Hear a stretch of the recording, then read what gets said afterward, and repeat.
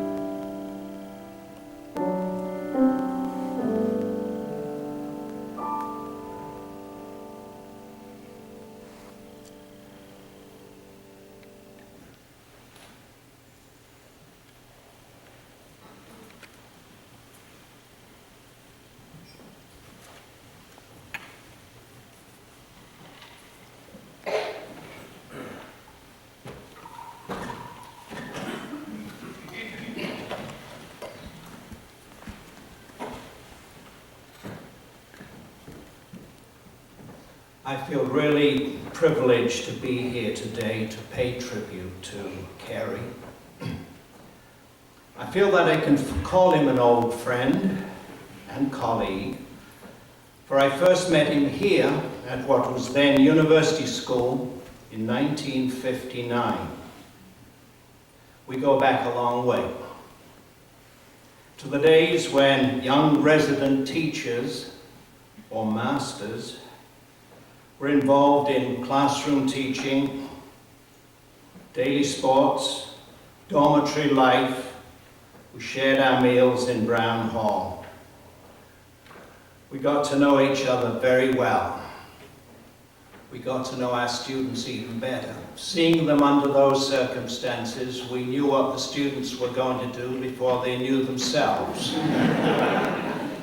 Most of the time. Carey was born and raised in England, and after 2 years of service in the British Army, the very end of World War II, he went on to Cambridge University, and after graduation in 1951, he spent a lifelong career of 42 years in education.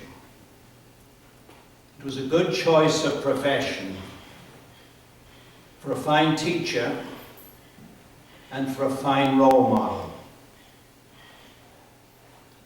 From 1951 to 59, he taught at his old school, Dances, in England, before emigrating to Canada that year, 1959. He was here for 8 years.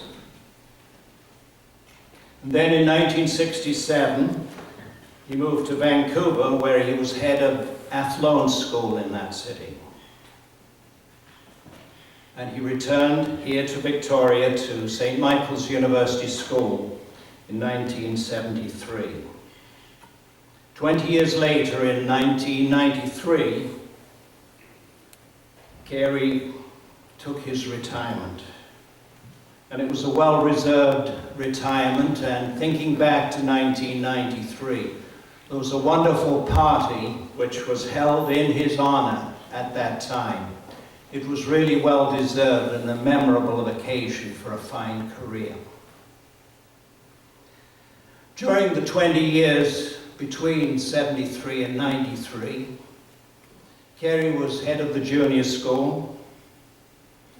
He was later head of the middle school before finishing his career as a middle school teacher. I think one very appropriate feature of today's gathering is that it's being held here in the chapel. This chapel was built and funded in 1961 and 1962 by the enterprise and efforts of students who were led by a group or a committee of young teachers. Carey was not only one of those teachers. His role in that enterprise was that he was chairman of the chapel building committee. He was very much involved, believe me. I saw it happen.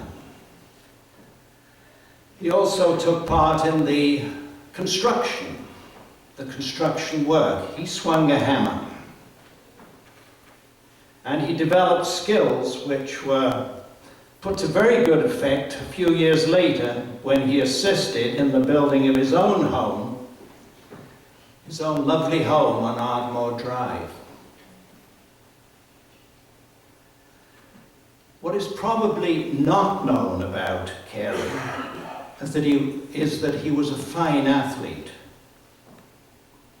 and one certainly with good genes. His father was a distinguished soccer player who played for England as an amateur on a team which was almost entirely professional. In fact, they're better than good genes. Carey's best sports were field hockey and cricket. He also enjoyed skiing and sailing. Unfortunately, his athletic career was curtailed by hip problems, which led to hip replacement surgery, which was then in its early and less effective stage. And this was a great pity, and certainly a great loss for Incogs cricket here and for Victoria's field hockey community. I don't know if I'm still on the subject of athletic achievements, and I'm not sure if parachuting comes in that heading. But for the record, Carey did a parachute course when he was in the army. And I suppose while it was sad to see his athletic career cut short by his hip problems, I should like to thank him for the sacrifice he made so that I could later become a successful recipient of what was then improved hip surgery procedures. I have yet to touch upon the highlight of Carey's life. And to do so, I must paraphrase a lovely story usually told by Ian Mugridge, but it goes like this. Incogs were playing cricket against Oak Bay at Windsor Park on a late summer's day in 1961. Carey was our wicket-keeper. Wicket-keeping can be hazardous, and on this day it was so. Carey was felled by an errant cricket bat, and it was a blow to the head. He was taken to hospital and later brought back to the school. The effects of the blow they persisted. And indeed, for the second time that day, Carey was felled again. This time by a young and attractive young lady. She had just arrived to start her work as the school nurse, and her name was Kixie Ferguson. And the rest is history. And Ian insists that Carey never recovered from that second fall.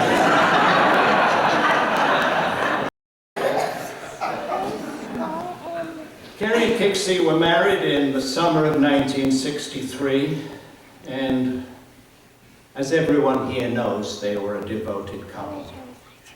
They were longtime residents of Ardmore from 1964 to 2002. And thinking of that, I'm trying to bring back Carey's versatility as a school teacher. You might say he lived in Ardmore, worked in Victoria. How did he commute? Did he have a good car? He had a 35-seater vehicle which was of a yellowish colour, school buses. So Carey would ride the school bus there and back for many a year. And as I say, he was a versatile guy.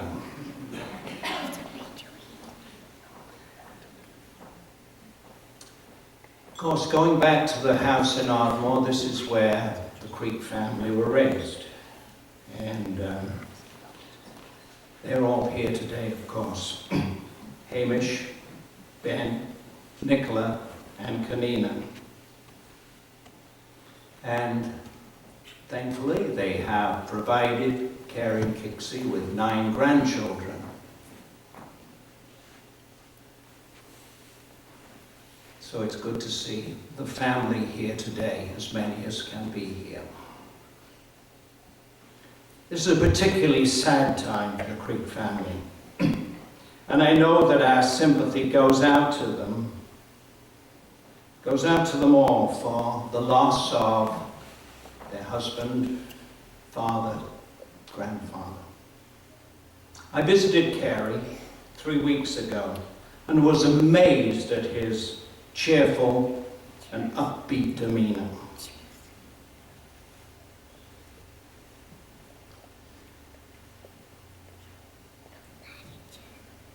Life is all about attitude, and Carey always had a positive attitude. You will be fondly remembered by so many: family, former students, teaching colleagues, neighbors, and friends. You'll be remembered as a pillar of our school community, as a man of integrity, and to quote from his obituary, always a gentleman. We will all miss him. Thank you.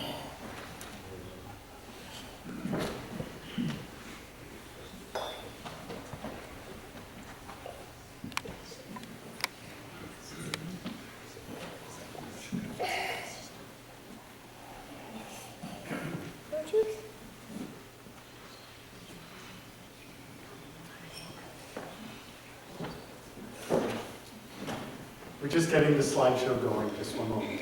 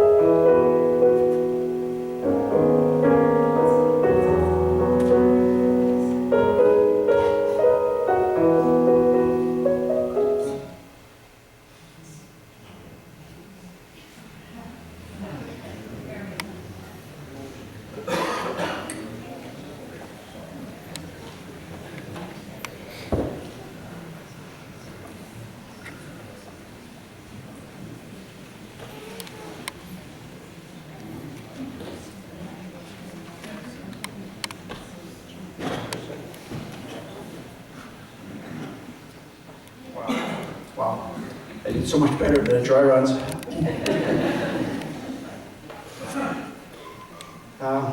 Yeah, so that was 100 images, 100 photos. Some were scanned and some were visual late, but we tried to capture the essence of what Dad was about. And I think it hopefully came through as touching and as representative as Dad as possible. At this moment, I would like to read a text from my dad's niece, his favorite niece, his only niece. He didn't have favorites, that's why I kind of said that. One sec while I look it up. She is in England and is my dad's sister's daughter, obviously. Her name is Lucy. And this is from Lucy. Jay and I would like to let you all know that Carrie is being remembered today from another part of the world. Sadly, through living so far away, we have not been able to see you all as much as we would like to have done. However, my trips to Canada have been full of loving memories of Carrie. The first time I visited was with Granny when I was only 13 years old. Carrie worked at Athlone School in Vancouver. He was particularly caring as I was a little homesick at times. When I was older, I visited Carrie and Kixie's superb house in Sydney, and later I went to their house in Courtenay. And then a fantastic trip was, of course, going to Whistler to Kanina's beautiful wedding. On all of these trips, the one thing that stands out was the way Carrie always made such a big effort to make my visits so enjoyable and such good fun. I'm so lucky to have known him.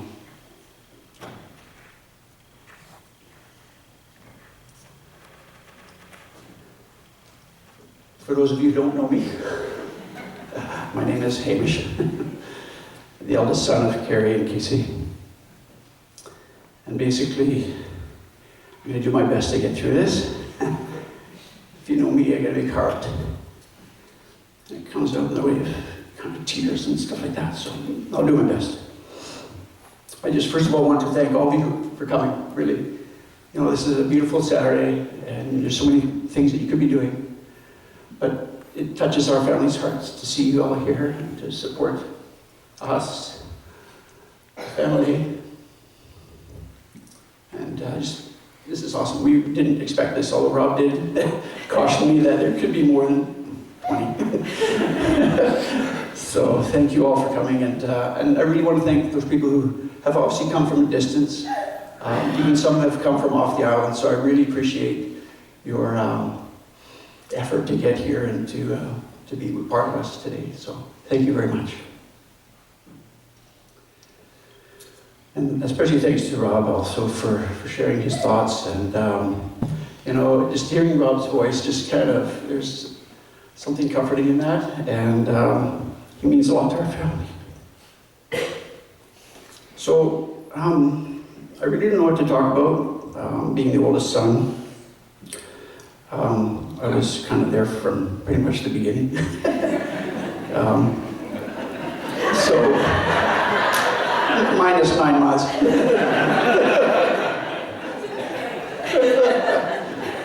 So, quick to start a family.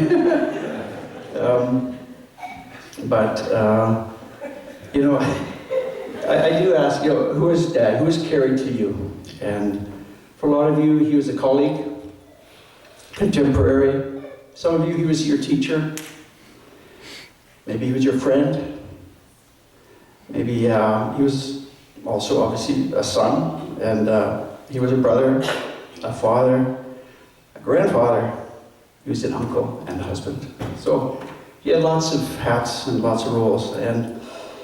But to me, he was a lover of people. To me, love is patient. Love is kind. It does not dishonor others. Love is not self-seeking. It's not easily angered. And it keeps no record of wrongs. Love always protects, trusts, hopes, and perseveres. Love never fails. That was Dad.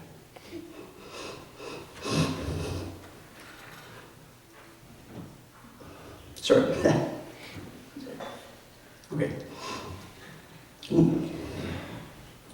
My whole life, I always felt loved by Dad. How valuable could that be for a kid?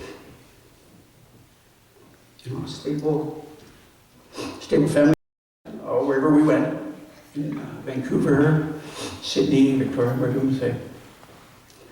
That stability is just, I don't know, maybe you moved around a lot and you longed for a stable family life. Well, we were lucky. We were so lucky we had that, you know. Didn't move around a whole lot.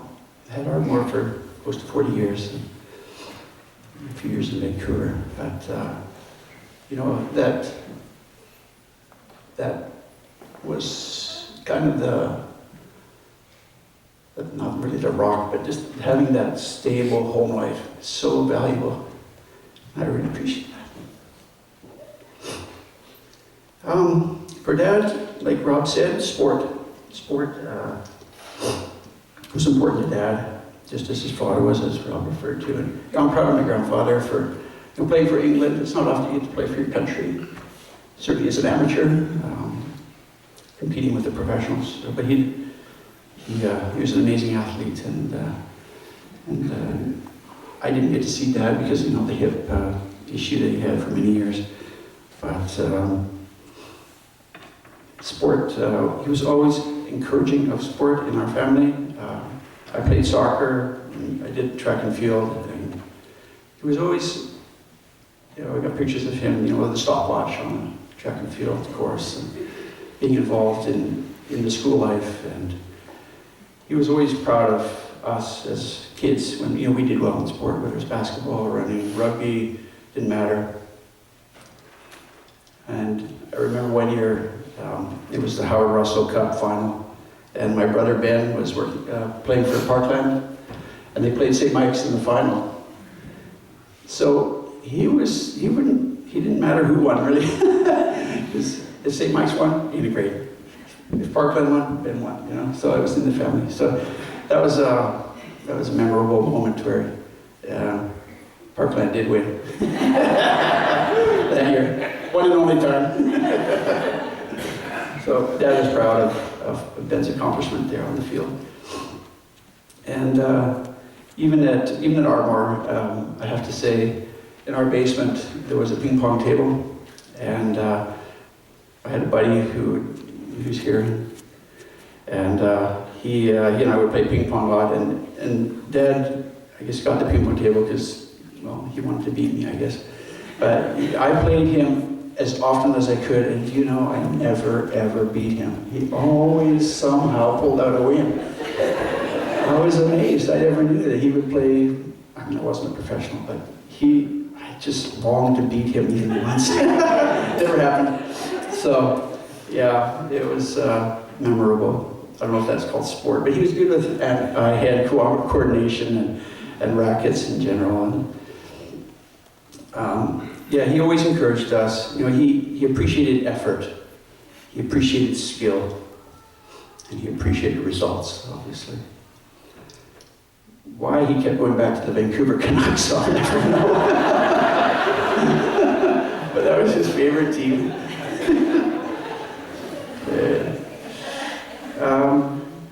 So, for me as the son, the three main areas of Dad's life was education, Ardmore, and family. And as has been referred to, Athlone, you know, I only went to 2 schools, and that was considered kind of weird because I went to Athlone, which is a little private school in Vancouver, from kindergarten to 4, and then St. Mike's 5 to 12. So I only went to 2 schools. And we just happened to live at both schools. Which is kind of not unusual for a boarding school, to live at a school.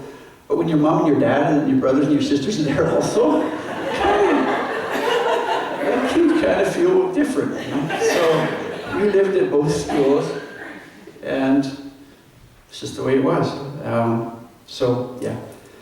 But the education that we got, obviously, was valued by Dad, who went to Cambridge University. And I think he was happy when I graduated.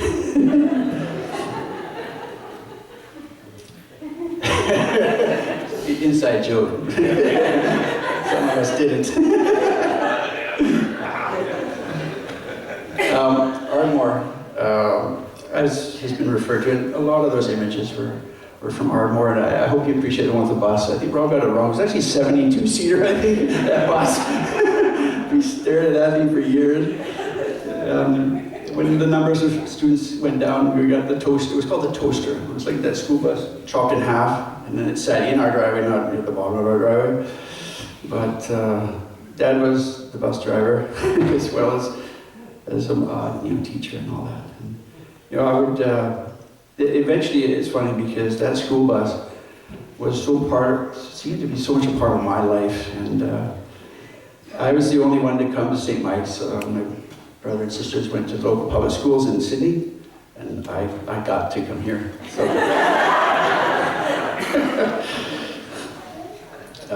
So we rode that school bus right through Gordon Head and all over the place, picking up kids.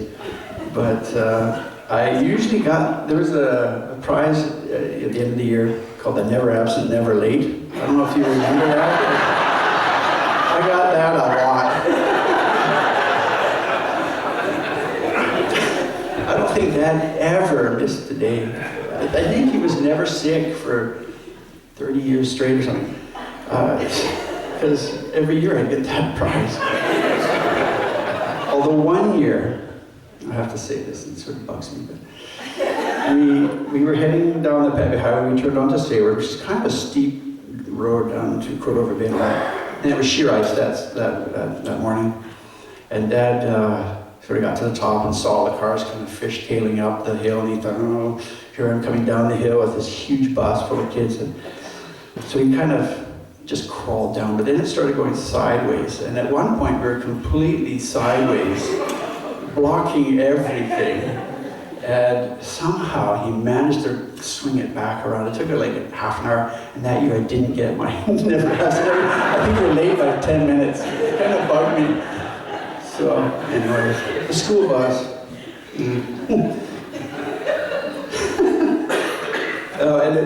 And here's something else. It eventually became called the Creek Family School Bus. They changed the name from Sydney Bus to the Creek Family School Bus, because I was there, Mom was there, obviously, she worked here as well. So Dad in the driver's seat, Mom right behind him, taking attendance, and me hiding in the back as far back as I could get. And even after I had graduated from St. Mike's in 81, I went back to UVic in 85. Well, if you knew the route that the school bus took, it went right by UVic. So I swallowed my humbleness and all that and jumped back on the bus 4 years later. And I took it. And there was actually a summer job I had, actually, a couple of years after I graduated from St. Mike's. And it was at the Island View Beach. There was a farm down there. And Dad just happened to be going right by East Sandwich Road at the exact time that I needed to get to my job. So so here I am on the bus with my bicycle, by the way. So I can get home at the end of the day. So here I am on my bike and just, sorry kid, this, you can imagine a toaster with a bicycle and a whole bunch of kids, And one time my tire was a little flat, and I went to Gurdon's garage out there, where our route sort of went through, and thought I'd throw a little bit of air in there in the back tire. We were halfway to the farm, and there was Dad just driving along, and all of a sudden this humongous loud explosion went off, and it was my rear tire had blown up, and just the noise in that thing was deafening. Dad just about had his first accident that day. So we all survived. The Creek Family School Bus. Ardmore. Yeah, it was our family home, and I just remember so many things, but I just highlight dinner parties. I don't know, I'm guessing that some of you did attend some of those dinner parties that Mom and Dad would put on in the summer, and that was always a time where half of St. Mike's seemed to show up at our place in Ardmore, and they would have that Mom would prepare for weeks, and we as kids would be recommended and to show up and put in a good appearance, to show off the kids, type of thing. So we'd say hi to you and run as fast as we could. But those were good. Those were seeing him with cohorts and colleagues. Just seeing Dad, he loved people. He just loved to have people around. And he was always one to laugh easily. Hey, if you knew Dad, he'd laugh. And it wasn't hard. Trying to gather up some pictures and try to see, do we have any of Dad laughing? Everyone was pretty much a smiley face. So. Dinner parties. Ardmore, he loved just canaries. I don't know if you remember, he was given a canary, and he kind of felt sorry for that one lonely canary. So we got a girlfriend for the canary. So before he knew it, we had 6 canaries, and then it was 8 and 10, and he realized this little cage wasn't big enough, so he converted our sun deck underneath was a bigger canary cage. So the canaries were good for a couple of years, but as canaries do, they multiplied. Before you knew it, they outgrew that place, and so we had to build this huge canary aviary at the back. And Mom went on a holiday and came back to a canary cage at the back. And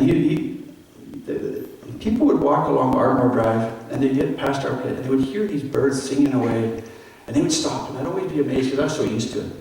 But sure enough, people would stop and they'd just listen because they couldn't see the birds; they were behind the house, but they were just filled the neighborhood with beautiful singing songs. So Dad really liked that. That was awesome. Christmas time at Ardmore was a highlight for us as kids, and it was always a good time to get family together. And there's a pair of socks over there on that table. They're blue. They're his old sports socks, and they became our Christmas stockings. So those socks are out there because they've been washed. But they were always, every Christmas morning, you'd wake up and just couldn't wait to get those socks, those stockings, those Christmas socks. And so that was, Christmas time was good, really good time. Yeah. And winemaking was my last point. I don't know if you've ever had Mom and Dad's wine. They were big on quantity and maybe a little lacking on quality. It might have been the blackberries that I picked or whatever, but it was always there. Every fall the winemaking equipment would come out. Our basement, a ping pong table was covered into a winemaking center. And there was always wine bottles around. You were always offered some wine, and you would thank you for being so gracious and drinking that stuff. Yeah, wine. Dead. My last point was family. As the Creeks, we were pretty much the only Creeks in Victoria, and in fact, we were the only Creeks in Canada. As far as our family goes, actually in North America, we didn't have anybody. It was just Mom left England, nobody else came out. Dad left England, nobody else came out. So it was just the 2 of them and the 4 of us kids. And we didn't grow up with cousins and aunts and uncles and all extended family. So it was just us. And but they made a family. They made it work. They were tight.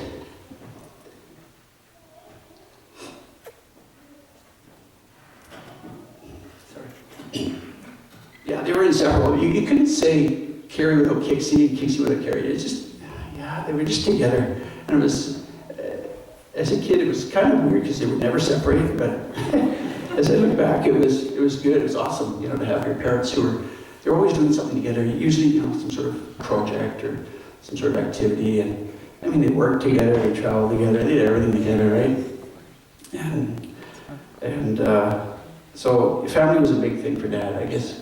It was always a highlight for us kids when I don't know if you remember, it was my grandparents, his parents would come out, Granny, Grandpa would come. That was a big highlight for us in the summertime. That's when they could come, and was to have extended family come was great for us because we didn't really experience that. What they liked to do in the summer also was to go camping. That was our big thing. Dad's was 6 months to feed, and and just not a lot of money to go around. Camping was, he always loved to get out, and go out and see what was kind of around the next corner.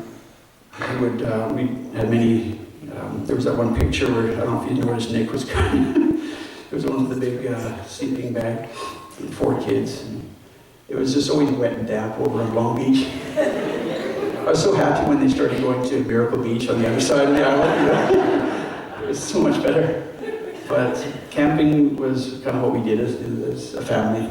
And a lot of good times, just getting out of Ardmore and going up Island. We went to, there's some shots there, Penticton, but yeah.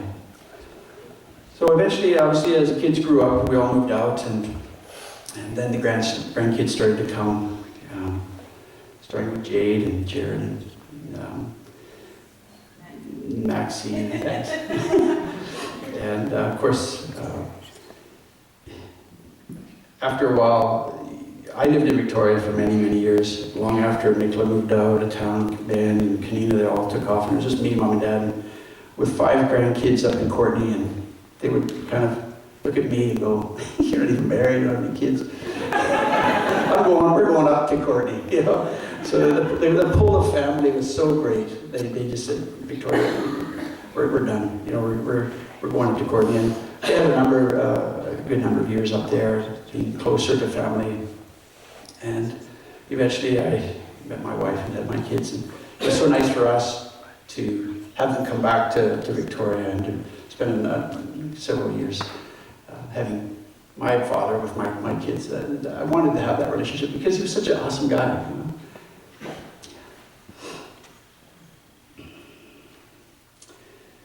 It didn't matter when or where Dad was. The one constant was love, acceptance, and positiveness.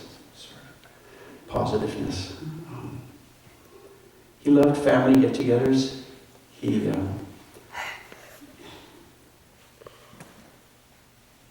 loved to share a meal. There were some shots there at the dining room table, and I'm very thankful that I have that dining room table as my dining room table. But he always looked forward to being with the kids and us kids, the grandkids. That was a big part of his life was the connectivity with people and family. Dad, he loved a sense of adventure, and like I said, he loved to see what was around the next corner. He loved to travel, and I was really happy. After his retirement, Mom and him took off for about a year, just traveling around the U.S., just in their camper, and I guess they traded the station wagon in for some sort of a bigger vehicle, that station wagon. So I was really happy. The reports, the journaling. He just loved to travel. And that's what he was doing when he came to Victoria. He was on his way around the world, and Mom could have stopped that, I guess. Thankfully. So, but he loved. There was other trips, South Pacific and Australia, and he loved that. He loved to just see the world. And as a geography teacher, that was in his heart. He knew a lot about these places, but he wanted to see them. He didn't want to just read about them. He wanted to visit these places. So I was really happy to be able to do some of that. Looking back, I'm just thankful. Thankful for so many things.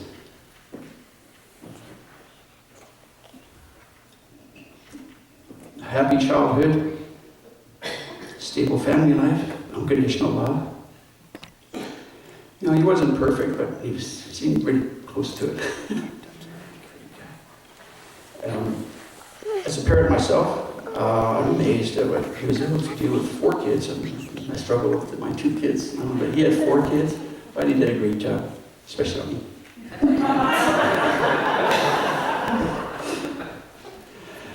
So, I ask you all, what will be your legacy? I look at his 4 kids and 9 grandkids, loving wife, and I say, well done. Well done, Dad.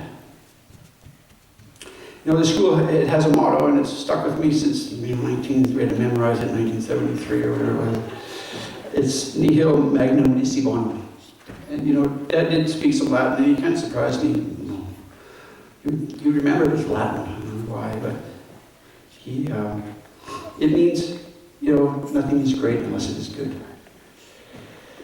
Now, I can honestly say that Dad was great because he was good to the core. You know, and so what do you say someone who is great in the core? You know? Because for me, Dad was great. He wasn't just good, he was great to the core. So what do you say about that? I just say we're blessed, really. I feel that the more you get to know, or you got to know Dad, the more blessed you would be.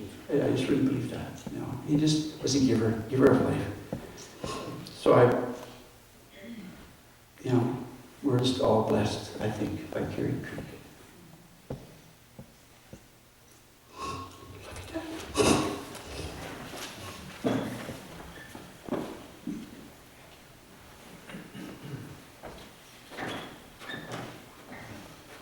Thank you, Hamish and Rob.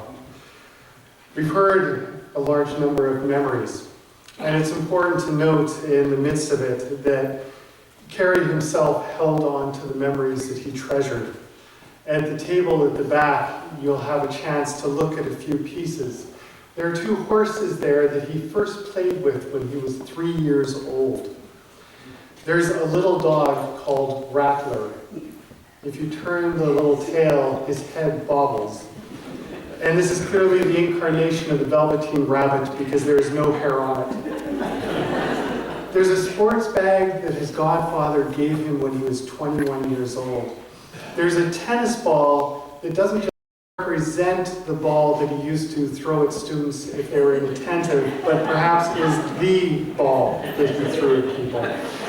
Along with the plaques, along with the photos, the whole table, each item is an embodiment of a very tangible memory.